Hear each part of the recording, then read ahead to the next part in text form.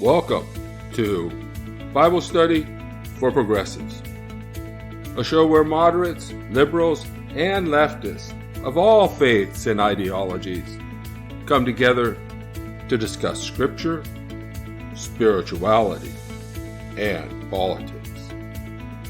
We engage scripture in its historical context, plumb its depths for wisdom and guidance, and apply its lessons to current events and social issues. Whether you're a liberal evangelical, a New Age spiritualist, a social justice activist, or a postmodern theologian, there's something in this show for you.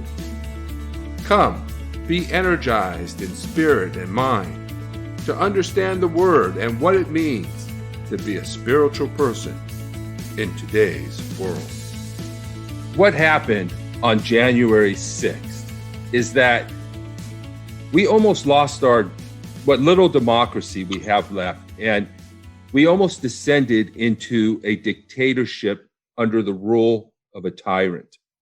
It's important to recognize this. Had Trump prevailed, we would no longer have a democracy. We would be a nation led by a sociopath like North Korea, China, and Russia. Trump ignored the rulings of the courts, rejected the democratically elected legislators who certified the results, and then incited thousands to attack the Capitol in a violent and reckless attempt to hold on to power. He and his Confederates incited the insurrection with a campaign of disinformation and explicit calls for violence, all in service to a doomed plan to overthrow our democracy by force and violence. If we do not deter this type of behavior, the insurrectionists will be back, better organized and led, and sooner than we think. The forces of authoritarianism will return as soon as it becomes clear that we do not have the political will to prosecute our leaders. We must find a way to hold our leaders accountable, or they will continue to disseminate disinformation and undermine democracy. We cannot expect to have a working system of justice if we allow our leaders to commit federal crimes without consequence. Systemic injustice is at the center of our agenda. Defending the Constitution and fighting for democracy are progressive causes. We are still in coup prevention mode. We won the battle, but not the war. Democracy is still threatened here at home and around the globe. In fact, democracy is collapsing worldwide. The protests we see around the world are not socialist revolutions. They are pro-democracy movements. Even now, pro-democracy activists are fighting back, but they are being suppressed by authoritarian regimes and dictators everywhere. It's not enough to simply say we don't want regime change. We must find a way to support democracy here in the United States and around the world. The United States is not unique. Coup attempts like this have happened in other nations.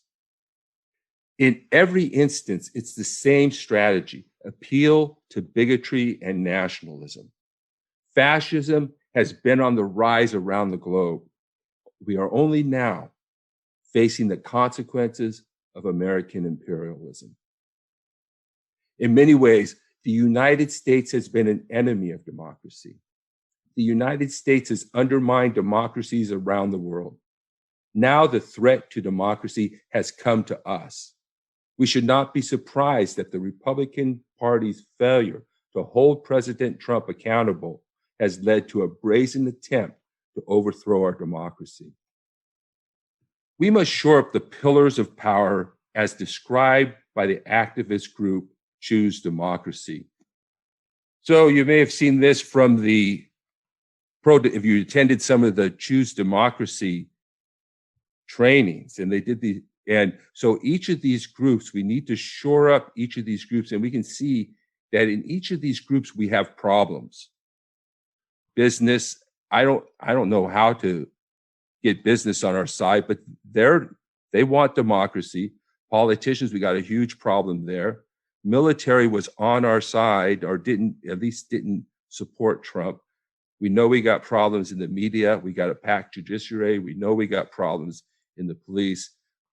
But our government workers have stood strong. I think that they are the heroes of this. Yeah, so business, politicians, the military, the media, the judiciary, police, and bureaucrats are all pillars of power that support the regime. We must work with and make inroads with each of these institutions to ensure their continued support for democracy. Many of these institutions opposed Trump's attack on democracy, and the police lost some of their own. We should thank them and continue to work together to address the widespread dissemination of disinformation at the highest levels. I don't have all the answers, but I have some ideas for reforms that we could do quickly, short of amending the Constitution. The first, of course, is to hold our leaders accountable.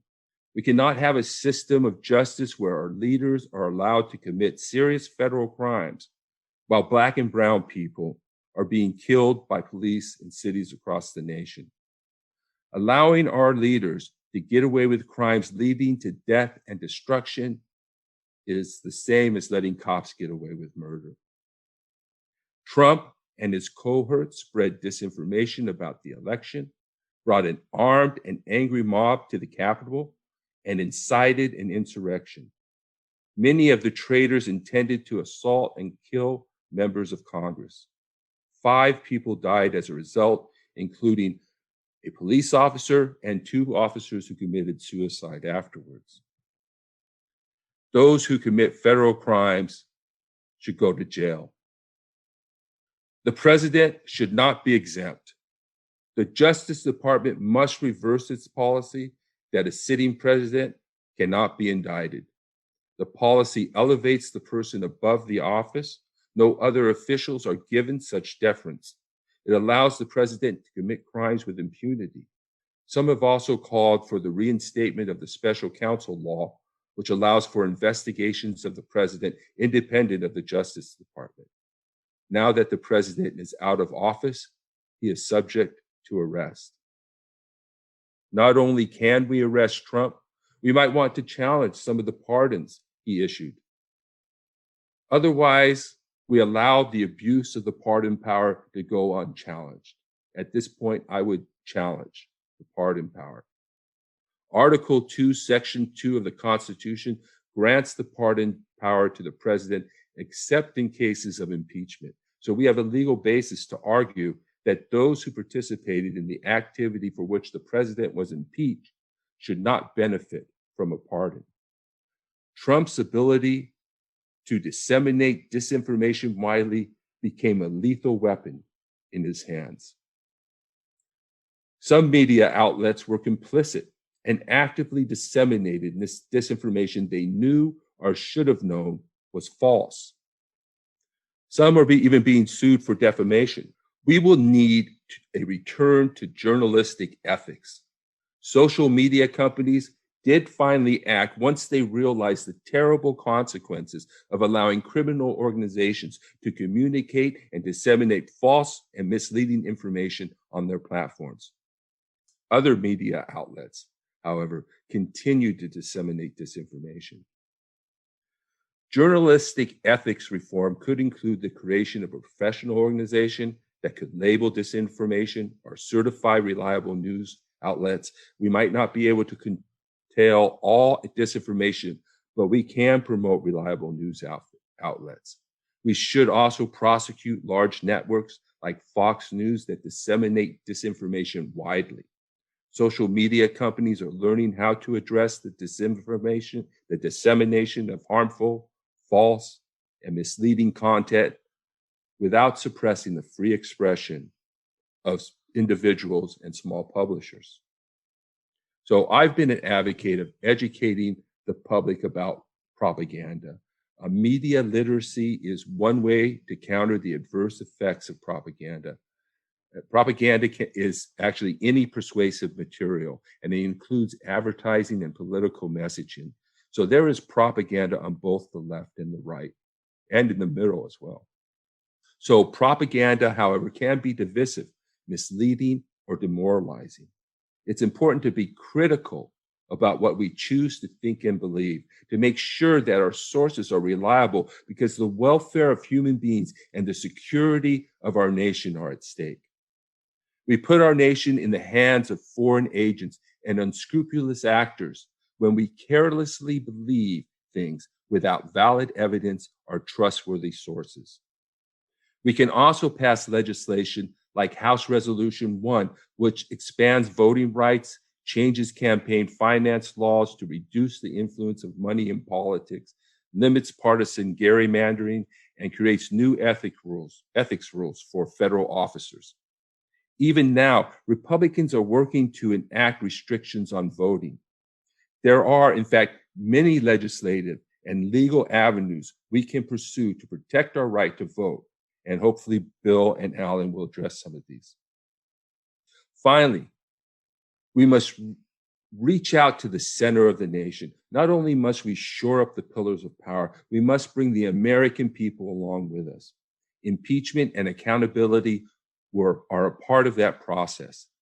This is why I think it's important to support the Truth Commission proposed by Nancy Pelosi. There is no reconciliation without truth, and no truth without accountability. We should also monitor our rhetoric and avoid the use of divisive labels. I mean, I think there is a fascist threat on the extremists, but we should be judicious in using words like fascist, socialist, especially Christian Nazi, except to characterize extremists. Instead, we have to find common ground with the middle of the country. So our common support for democracy is something we share. Even those who attack the Capitol justified it by saying the election was stolen. Scripture can also be used to reach out to fellow Americans. In many ways, we share the American dream of family, community, and security. We should focus on policies that benefit people rather than ideology, religion, or identity. And these are just a few ways to find common ground. So the collapse of democracy is, of course, not the only challenge facing America. Better to foresee the challenges we face and prepare ourselves to meet them than to splinter over priorities or ideology. Certainly, systemic injustice, the COVID pandemic, healthcare, and the environment are crises that must be met quickly. And there are many things we can do to protect democracy. The world needs a pro-democracy movement in America. So I would like to make this a monthly meeting on Saturday. I'd like to form a coalition of like-minded people and groups to work to promote democracy and truth. And speaking of action, we have with us Alan Minsky, the executive director of Progressive Democrats of America, and author, attorney, and journalist Bill Blum. Alan worked as a progressive journalist for the past 2 decades and was program director of KPFK Los Angeles from 2009 to 2018, where he coordinated Pacifica Radio's national coverage of elections. He currently leads Progressive Democrats of America, a group of which I'm a member. And Bill Blum is a former judge and death penalty defense attorney. His work has appeared in multiple publications, and he's been covering the Trump administration's threat to democracy for at least as long as I have, since the Miller report came out. So my name is Rich Procida. I'm an author, attorney, and journalist. And I host and produce a news and politics podcast called Bible Study for Progressives, which this is a live recording. And I'm also working with Progressive Democrats of America on a East Los Angeles County area chapter. And so with that, I'm going to turn it over to Alan. Well, thank you very much, Rich. And I'm very honored to be here. I'm going to be brief, in part because I was anticipating that Bill would go before me, but I do want to throw out a few volleys and then maybe, as it were, reserve my time to add after Bill speaks as well. I do want to start out with this, however. This morning and early afternoon has been the most difficult time I've faced since I've been executive director of Progressive Democrats of America. One of our really two primary co-founders of the organization died suddenly yesterday. Steve Cobble, he was our political director. Steve was a McGovern delegate in 72, was a top aide to Jesse Jackson, worked on the 84 campaign, became a top aide with Jackson for the 88 campaign. And for people who are unfamiliar with Progressive Democrats of America, we are the organization that drafted Bernie Sanders to run for president in 2016. We started our campaign as early as 2013, really got it off the ground, Run Bernie Run in 2014. And for a full year, we were the only national organization calling on Senator Sanders to run and to run as a Democrat. And Steve Cobble really was the architect of that as well. I was in contact with Steve on Thursday and to set up a meeting for this morning. He was his usual charming and upbeat self on Thursday, and he died suddenly yesterday. I don't know the cause of death yet. We obviously spoke about January 6th, Steve Cobble and I, and we at PDA obviously watched what happened and have been tracking now since the founding of our organization, the fragility of American democracy. And it's fragile. I actually just sort of want to offer up some very broad stroke thoughts and then maybe comment more on the detail if I can reserve my time after Bill goes. You know, the United States of America has always had an extremely flawed variation of democracy for the obvious reasons that we all know. A democratic society with our Declaration of Independence and our Constitution existing simultaneously with chattel slavery and an ongoing genocide of the indigenous people of the continent, let alone even the fact that women weren't allowed initially, well, not allowed to vote until 1920. However, we had the Constitution, we had the Declaration of Independence, and we had inscribed in the American social contract a rejection of monarchy, support for a constitution, and the establishment of a democratic republic. If you look at human history, democracies are few and far between, extremely few and far between. And when they do come up, their fragility appears. I mean, again, in recorded history, and obviously the history that I learned growing up was widely Eurocentric and broadly Eurocentric. But still, democracies, especially along the line of a constitutional Republican democracy, they're rare. And again, when they have occurred, they've proven fragile and they've gone away. And then the United States of America, for all sorts of various reasons, does also rise as a global power to become the military, economic, and cultural hegemon in the world. Again, with a constitutional democratic republic, extremely flawed in the ways that we know. And the flaws I'll get back to in a second, because they're so central to the history of America as well. And obviously then the Cold War takes place. You get to, I'm forgetting the name of the chap who declared the end of history in the late 1980s and early 90s. Francis Fukuyama. Thank you, of course, Francis Fukuyama. And you get to the collapse of the Soviet Union and we're going to have liberal capitalism and constitutional Republican liberal capitalism all across the globe. Fast forward a few decades from that, and boy, the fragility of democracy is apparent all over the world, the rise of right-wing ethno-nationalism. And I think the era of there is no alternative through to the end of history. End of history, second half of that goes from 1990 only till about 2008-09, because it's sort of easy to see the fragility of global democracies and liberal democracies start to come into play with the collapse of the financial markets, the Great Recession, the rise of ethno-nationalism in Western Europe. We have people like Modi, Bolsonaro, Duterte all across the world. We see the satellite countries that were no longer dictatorships coming off of the Cold War, that were American satellites, start to lose the becoming more democratic and start to revert back to less democracy. Brexit somehow fits into this logic, though. It's a bit of an uneasy fit. Donald Trump, not an uneasy fit, but all following what Rich said again. Not only that, by 2016, we could say Bolsonaro, the Eastern European dictators, Vladimir Putin should be mentioned in this too, because the episode of democracy in the former Soviet Union, not just Eastern European countries, corrodes very rapidly and consolidates into something less than anything resembling a liberal constitutional democratic republic. Okay, Duterte, Bolsonaro, all the names I checked before. Donald Trump really becomes the leading figurehead of this movement internationally. And in that sense, there's a logic to Brexit that fits in there as well. And you have, Salvini in Italy, you have the Le Pens in France, and in almost every Western European country too, similar types of characters from the rising anti-democratic, ethno-nationalist, more authoritarian far right. And then informing this too, however, is something where the Democratic Party's relationship to becomes a less easy fit and is less clearly a protagonist.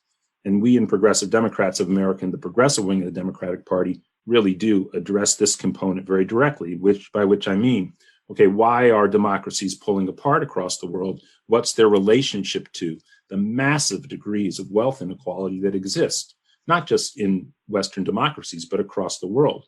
I mean, when you have this level of wealth inequality, and in the United States, when you have something like Citizens United on top of it, you have economic and political power increasingly concentrated into the hands of the few, and that lends itself to oligarchy, not to democracy.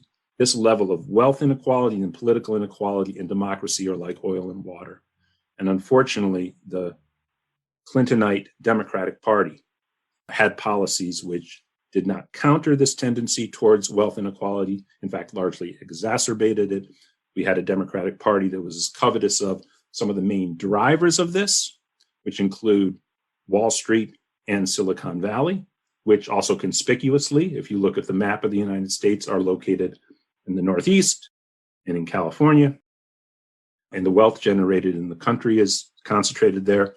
And you then see at least some semblance of sense as to why the Democratic Party then gets rejected in the middle of the country, even more than the Republican Party.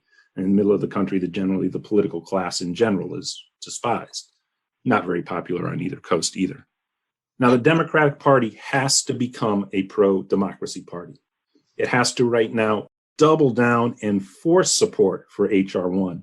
We as progressives, I feel, need, and Rich mentioned this, I think this is a hugely, hugely, hugely important bill. Is it absolutely perfect in the way we would want it to be? No, but it's damn good. The Republican Party is an anti-small d Democratic Party at this point, and we see it even after the elections, as it is doubling down in state legislatures with further attacks on civil rights and on the Voting Rights Act, advancing gerrymandering, and everything that can be done in a targeted way to limit access to the ballot box for people who will not vote Republican, to pervert the system in the ways that H.R. 1 addresses directly. But here we are. H.R. 1 is no way, it doesn't qualify. It's not a question of the interpretation of a Senate parliamentarian. We know it cannot be put into a reconciliation bill. It requires the elimination of the filibuster, because we know the Republican Party is 100%. Lisa Murkowski would be voted out of the party in a second if she dared to swing over and provide a vote for S1 or Senate 1. Anyway, you'd need 60. You would need 10 Republicans to break to something that Mitch McConnell would force. Okay, but to break the filibuster, you need 50 votes. And every Democrat and every progressive needs to convey to every Democrat that Kristen Sinema, Joe Manchin must support the breaking of the filibuster, because we must pass H.R. 1 and S1. Just like we must pass immigration reform, we must pass the PRO Act, we must pass the Equality Act, we must pass gun legislation, none of which are passable unless the filibuster is eliminated right now. Obviously, there's other political points to be made, which is that the public's going to be pretty damn disappointed with the Democratic Party if it doesn't achieve any of these things.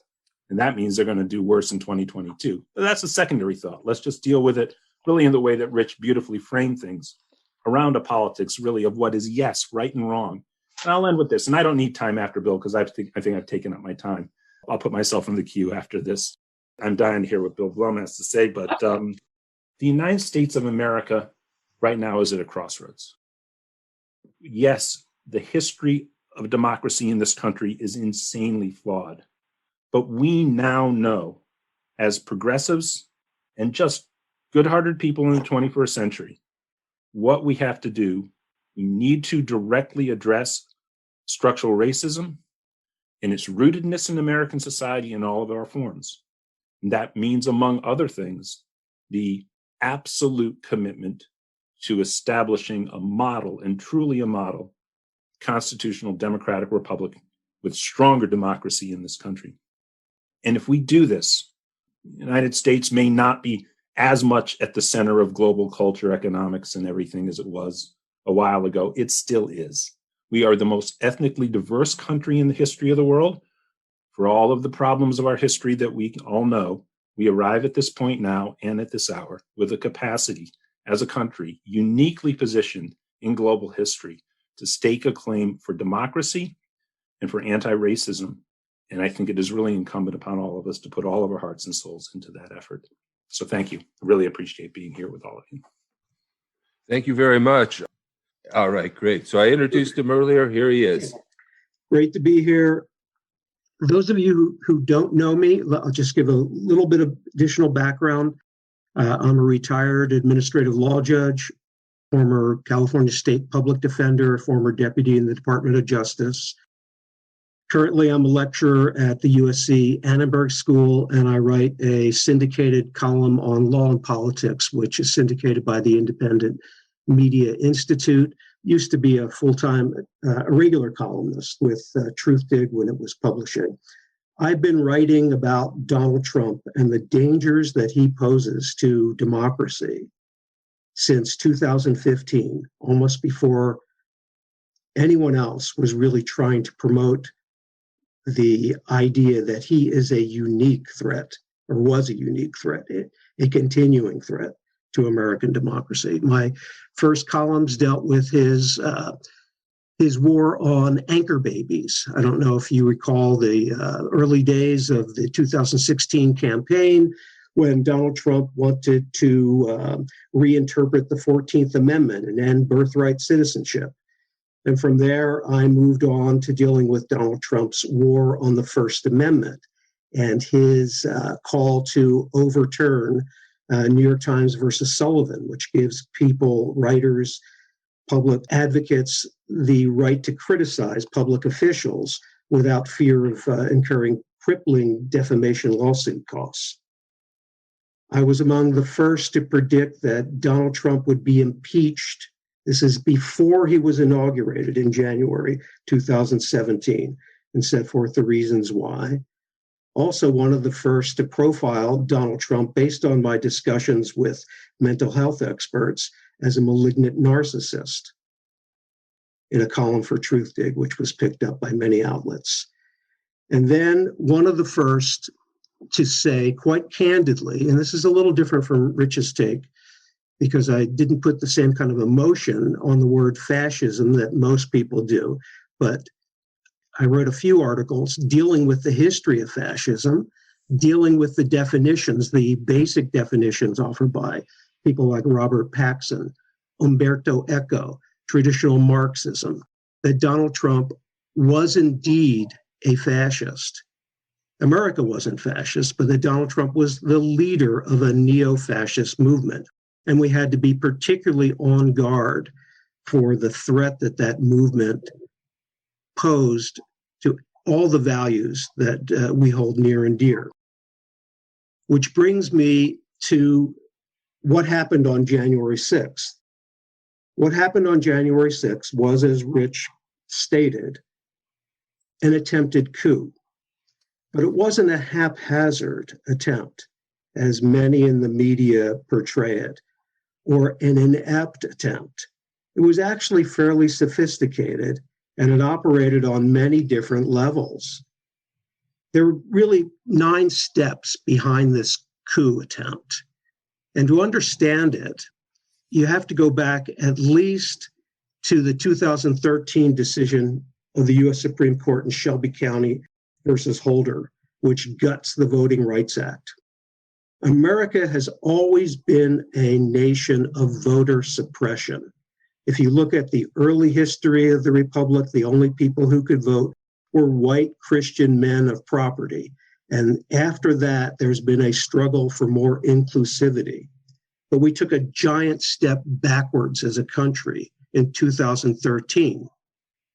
Okay, so in 2013, we got the Voting Rights Act, which opens the door to all sorts of suppression techniques that Trump and his people intended to take advantage of in 2020. Gerrymandering, closing of polls, voter ID, et cetera, and so forth. The second step towards this coup d'etat was disinformation, was the message that Trump pumped out that either he would win or there would be fraud or there would be a steal. The third level, which started in 2017, was an attempt to pack the federal courts, and particularly the Supreme Court, with conservative justices who, in Trump's mind, would protect him from all the kinds of civil and criminal liability that he might otherwise incur. The fourth step after the election results, Trump claimed victory. We all saw him on the night or the early morning hours of November 4th proclaim victory. We knew that given the way that mail-in voting had been conducted across the country, that there would be a blue surge after the initial red upwelling in the electoral election results. And so you had the rhetoric of stop the steal being promoted. And then that was followed by a fifth step, lawsuits, 62 of them, all the way to the Supreme Court. That was accompanied by pressure put on the states to reverse their own election results. We saw that particularly in Georgia, but we saw it all over the country, in Michigan and elsewhere, when Rudy Giuliani went to talk to state legislatures and Trump had Republicans from Michigan come to the Oval Office. We had the seventh step, which was the pressure put on Pence aimed at January 6th, which is when, in joint session, the legislature and the vice president count the electoral votes. And then we had the insurrection on January 6th itself. That insurrection, legally speaking, was aimed at the 12th Amendment. I wonder if everybody realizes that, because the 12th Amendment, together with the Electoral Count Act of 1887, really determined how we count the electoral votes. And the strategy all along was that if all these other steps failed and the electoral votes could not be counted in a definitive way, then the election would be put in the hands of the House of Representatives, where each state delegation got one vote, not where every member got one vote. And because Republican delegations outnumbered Democratic delegations, the election would be handed to Donald Trump. So this really was a fairly well thought out plan to overthrow the government of the United States. And it resulted, predictably, and this was good, in an impeachment resolution. The impeachment resolution, as a matter of law, and impeachment is really a hybrid of law and politics. We knew it would fail because the Republican Party, those of us who grew up on Watergate, we had some hope that the Republican Party was somehow salvageable and that the Senate would redeem itself and vote to convict Donald Trump. Most of us, though, knew that that wouldn't happen. However, we got 57 votes for conviction. But a few things going forward, if we're going to look at impeachment as any kind of sound remedy that we ought to pursue to maintain democracy in the United States, is that certain minor changes can be made to the Senate rules, but that constitutionally the sole power to try impeachments resides with the Senate. And if the Senate's corrupt, there's no way you're going to get anything other than a corrupt verdict from the Senate. But certain things could be done, such as we could have an amendment to the Senate rules which says that pretrial motions, once decided, are binding on the senators in terms of their vote on the merits. What does that mean in practice? Well, the big pretrial motion was whether or not you could try a former official, a former president, in an impeachment case before the Senate. The Senate voted that yes, you can. So now that becomes what we call the law of the case. And yet we know from post-trial interviews that many senators voted to acquit, claiming that they thought the whole proceeding was unconstitutional. So that could be changed. Another thing that could be changed is that the senators would be precluded upon penalty of fines from conferring with the lawyers for one side or the other. That was done repeatedly by the Republicans during the impeachment trial. We could also require them to remain in the Senate chamber for the entire presentation. We could also amend the Senate rules to make it required to have witnesses testify on the Senate floor. We haven't seen that in a long, long time in an impeachment trial. Under the current Senate rules, the gathering of evidence, when it takes place by committee, and they conduct depositions, and then they'll come back and play excerpts of those depositions at the impeachment trial. Nonetheless, despite all of those shortcomings, I thought the House impeachment managers did a very good job, and that the record that they compile will be useful going forward for organizing purposes and also for purposes of the 2022 elections and the 2024 elections. I also want to point out that it's not the House managers who dropped the ball on witnesses. What the Senate voted on that Saturday morning was to allow debate on the consideration of witnesses. So I don't think that the House managers really are the ones who dropped the ball on that. Which leads me to the other topic that I write a lot about, because I write about the intersection of law and politics, which is, are we going to see a criminal prosecution of Donald Trump? I have my doubts that we're going to see one federally, although Donald Trump deserves to be prosecuted. That will be up to the Biden Justice Department without interference from Biden himself, as he's told us.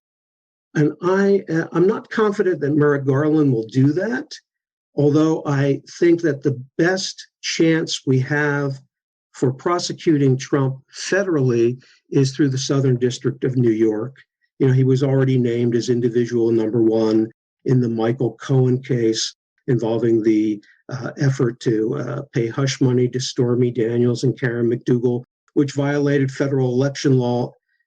And that is a possibility, and I think we should keep that in mind. But the most promising avenue for bringing Donald Trump to criminal justice right now lies in New York.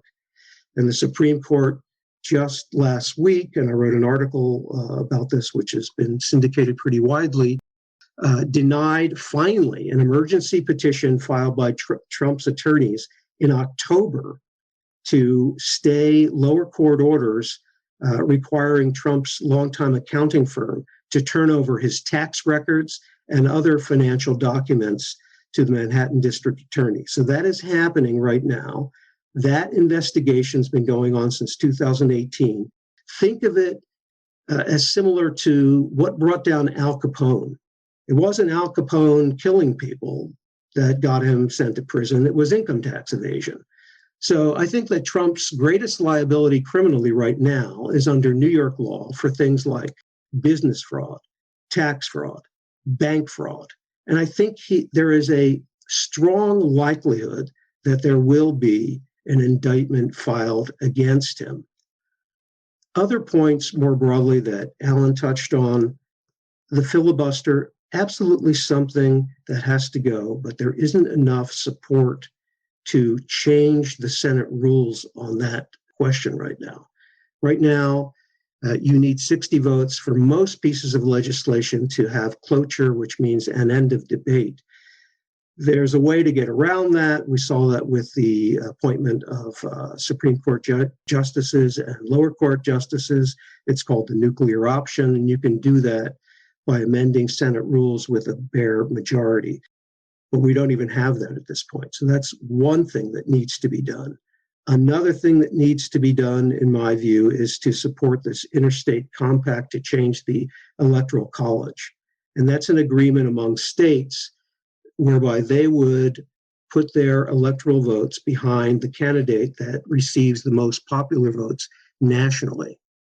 I think that legally is a strategy that could work, but right now there are only enough states to comprise 196 electoral votes. Two other things that I think should be on the agenda of progressives are statehood for DC and Puerto Rico. Each of those measures is possible with majority support in both houses. And now's the time to move on those two matters. They would change the balance of power in the United States and make it more reflective of the actual population and of the political views of the population. Don't forget, when the founders created this country, among all the various mistakes they made, was they created an upper chamber, this is the chamber that tries impeachment, that has 2 senators per state, regardless of population. So you have a very undemocratic balance of power in the Senate. Having DC and Puerto Rico as states would alter that. So those are just some of the measures that I think people ought to think about. And as we go forward, it's important to try to do a number of these things, and there'll be different people working on different projects.